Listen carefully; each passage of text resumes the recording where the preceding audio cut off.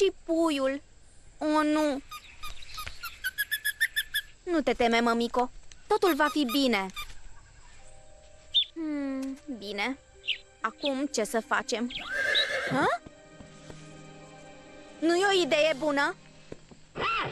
Chiara, nu, e periculos. Mă ocup eu.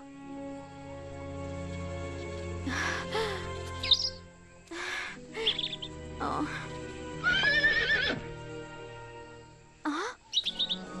Haide, pufușor, nu-ți fie teamă. Ușurel. Bine. Un pic la stânga. Oh. Și ești liberă.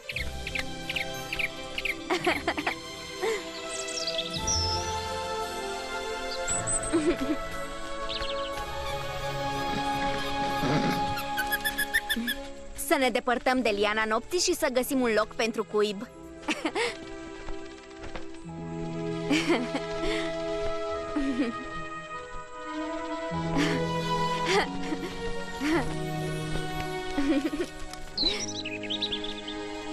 Îți place priveliștea?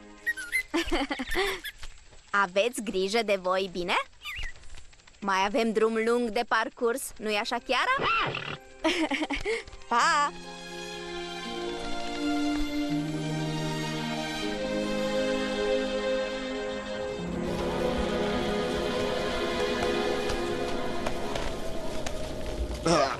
Haideți, fraților, în marș! Am spus în marș! Cum adică nu? Frigul e o stare de spirit. Stare de spirit? Nu-mi mai simt spiritul. Să ne regrupăm înapoi la castel.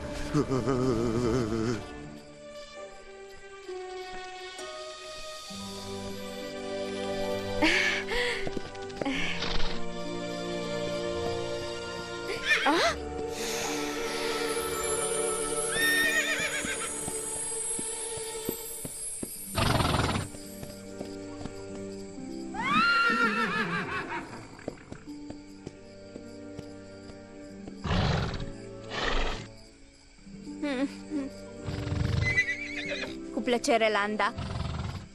Cred că bunica vrea să-ți dea binecuvântarea, Chiara.